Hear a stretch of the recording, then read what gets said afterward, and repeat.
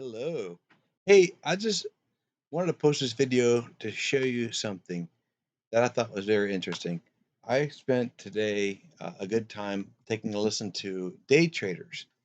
Day traders all day long, they look for stocks that are going up and stocks that are going down. They don't really pay attention too much to the general direction of the market. They just look for individual stocks and they look for like news articles and things that are posting and popping. Oh, this guy just created a new drug. Oh, this guy's going to cure cancer.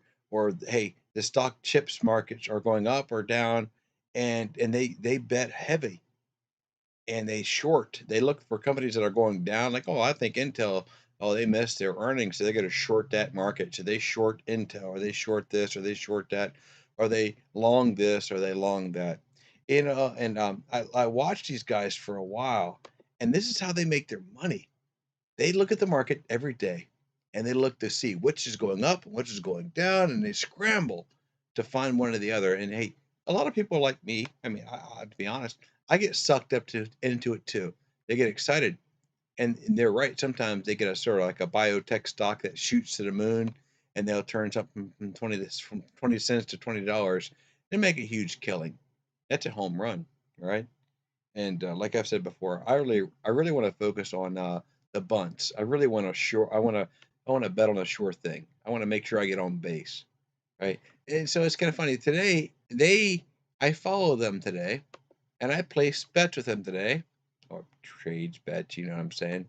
But long story short, I ended up on the losing side, well, by $100. I mean, it looked promising. What they were saying made sense, and I was following my indicators and but still with their hype and their excitement, it meant nothing. So I thought to myself, I said, let's go back to our strategy. Let's go back to either SQQQ or TQQQ. We know, can we guess in a general direction of which way the market is going? Can we make money off this? Do we really get to track individual stocks? Is Apple doing good? Is Nvidia doing good? It doesn't matter. If you can track the overall direction of the market, you'll make money. These guys are chasing down these individual rabbits. I say check. I say we should track the individual herd, right? There's a huge herd of people moving in one direction. Should we track that instead of individual positions? And that's kind of makes me want to make this video. Yeah, today was a great example. Oh my gosh. If we would have followed the strategy that I like to deploy, so, or you ask, what strategy is that? Ah, good question. So, if we were to start today on Monday, then Monday the 9th, right? We would have started off today, and this is TQQ, of course, hoping that the market goes up. Okay. And of course, SQQQ is hoping the market goes down. So it's the same, it's one coin with two sides. This is like the yin and the yang. This is why I had that emblem as my symbol, right? And also, by the way, that my name says stock professor, that's only because my father called me that, right? He called me, I'm a professor at this. I am not a professor at this. I'm learning at this, and I want you to learn with this as well with me. So I do not profess to be a professor, even though my name says it. It's only because my dad says so. But hey, this is only for educational purposes, and I really just want you to learn as I'm learning, and together we can beat this market. But to me, I look at this, and let's say how when the market opens up this morning, okay? And if we look on the Monday, you see the date here. You can see the date. Okay. And you can see, all right, it's now there's a couple indicators that I want you to pay attention to because these are the indicators that I use quite a bit. This guy here in particularly, and I'll get a lot more detail on him later, but I'll show you how to read him, then I'll explain to him what he's doing. But it's very important for you to understand how he works because I'm starting to trust him more and more, even more than my half trend, which I used to love quite a bit. Right now, so the half trend indicator tells you when you see a blue symbol, it tells you when to invest, when to go up, when you think when the direction of this is going to go up, and And when you see the red symbol up here, whenever you see it, you'll see him here. It tells you when to get out. Okay, that's what the half trend does. I won't bore you with the details of how he does what he does, but it does work pretty good. The other indicator that I use, which is becoming more my favorite, is this guy here. And he's called the explosion line, is what I call him. Let's see if I can find him in here so you guys can research it yourself. He's at the bottom of my list here. I can't pronounce this. WADAH alter explosion line. I don't know how to just I can't just I can't make up its name. I just call it the explosion line. But let me explain how it works. Okay, it's very simple. Hey, you see these crosses? There's the crosses that goes across here at the bottom. If the volume is not high enough for it to even cross the plus symbol, then stay out of the trade. There's not enough volume involved to even bother.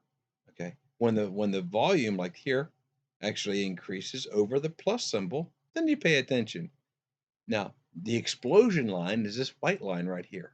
And I'll look at my settings to make sure you guys can replicate how to set this up. Settings, because I've learned this and watched many traders throughout too much time I've spent. This is the settings that I use, right? Sensitivity. I won't pretend to explain all of these aspects to you, but this is how I have it set up. And you can change it as you wish, but this is what works for me. Long story short, when the when you have a green symbol, right? And obviously green meaning it's a positive momentum, right? Volume coming in. It's a positive sign, right? And it's crossed not only the plus symbol, but also this white line. Well, that's a good sign. I mean, there's a lot of volume coming in on the positive momentum side. And when this happens, you might want to take your purchase here at the end. Now, I'm looking at a 5-minute candle. So when you're coming here and you start to build this candle or this period of time, this 5-minute time, until it prints, when I say print is at the end of this 5-minute candle, then I'll move to the next one. Right? So you don't see if I could put a piece of paper up here or something that would block out what you would see in the future. This might work. Come here, come here, come here. I don't care what you're doing. I may have screwed your pooch here. I don't know. To minimize you. If I could block out from this point forward, you wouldn't know the future. You wouldn't know all these other candles. All you would know is this this candle, right? This block broke this line, right? And it exceeded this line, right? And and when this happens, you can think that more than likely this is going to go in a upwards direction. So the market TQQ is about to go up, which is good. It's fine, great. So if you were to place your purchase at when it prints this candle at this 5-minute interval, pick your place your bet here, right? I hate to say that, but it's sort of what it is, right? You place your investment here. I'm thinking the market's going to go up based upon my prior experience, and then voila, it happens. Bam, bam, bam, and bam. We're looking at a 5-minute interval. We're looking now. What time we're looking at 10:55 in the morning. You see how things is falling up. It's going up and up and up. And what I call the kiss of death is when this breaks. When this when this line here breaks below the white line, then if you had placed your bet way back here, if you would have invested right here, so you know what? I saw this, I liked it. I'm gonna buy it. And if you would have bought it right here, and the next candle, I was like, squeamish, but not so bad. And the next 5-minute candle, bam, more confirmation. Good. You didn't lose money. If you would have bought it here, if you would have bought it here, I don't know. And then the next candle would have been here. Then you're seeing your investment increase. And then the very next candle goes further up. It's like, shoot, yeah, I'm happy. I'm glad I'm paying attention here. So it went up further. And this third, the 5-minute candle goes even further up. It's, oh baby, I'm happy. Now at this point, and even at this point, you can set your stop loss. let's say if you were to buy on this candle and it bought here and you got to the second point, if you rode this wick and got to this this section here, you can set a stop loss because right now you're in profit. Who cares if it's 20 cents or $20,000? Set your stop loss because you won't lose a dime. The rest is all up to the indicators and how the market's going to predict. If the market horribly rejects from this point, you don't care because you've got a stop loss, but you're trusting your indicators and you're hoping for it to go up. So when it goes up and up and up and up, and then when you get this, what I call here, the kiss of death is when this falls below this line, but now the market's not quite sure. I don't know what to do. So if I would have invested here and rode to here to here to here to here to here to here to here, and then I would set my stop loss when I got my kiss of death. I'm going to set my stop loss pretty close because I'm expecting that mamma jamma to fall. And if it doesn't fall, good. But I'm not going to cash out. I'm not going to stop out. I'll set my stop loss where, and this is all an individual investor thing of when they set your stop loss, but I would give it some room to play because I'm already in profit. You can't hurt me. I'm already in profit. So if I set the stop loss here, it's going to go down. It's going to go down. And as it's going down, as you see it's dropping this kiss of death, as you thinking, no, the market is being confused. There's not enough market there. There's not enough market there. It still shows up later on. So if you would have held your stop loss, like, okay, I'm gonna hold my stop. I'm gonna set my stop loss real close. When I see the kiss of death, I guard my profit. Because the profit that I've earned from here to this point, I'm gonna guard it. If the market drops crazy on me, I'm gonna walk away with a nice stack of cash and be happy. But in this case, guess what happens? I'll come up here further and the market's getting excited again, and it goes even further high and further high still at a kiss of death. Well, what does that mean? Which means if I made profit from here, from there, I'm going to set my stop loss even closer. Because you know what? I don't know. What's killing me is I need to do. I got to do this. I have to do a like a notepad or something here. I'm going to show this. This is not working the way I want it to work. Bear with me, guys. I'm new at this. Take a notepad. Give me a notepad. God, yeah, God bless you. All right, let me show you what I mean. And when you're trading, you don't know this information. All you know is one candle at a time, right? This is the future, and you don't know.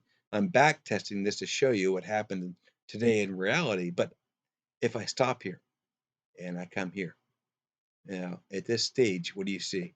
I see you're above the white line, right? And you're positive and you're moving. And right now you're a happy camper, right? Let's move this block out of the way. Even better. If you would have bought here, if you would have bought, yeah, if you would have bought here or here, at this stage, you're a happy camper. And you should have set a stop loss to prevent any losses that would come if the next interval you saw was crazy. Oh, surprise! The next interval was good. So now you better set your stop loss. Well, you're less relaxed on setting your stop loss when you see this positive green. You see how much further away it is from the white line. It's beautiful. So hey, it's beautiful. So we keep rocking. Next candle, next 5-minute interval. And bam, it goes up even further. Right? When I set starting my stop losses in jeopardy of worried about losing my investment is when the kiss of death happens, right? So up to this point, if I'm honest, my stop loss would be set around here somewhere. I want to make sure that at least I can walk away with something in my pocket. So if you were to roll this back, roll this back, and if I would have invested, bam, here, and let's say, oh, yeah, we want to wait for the first candle to print.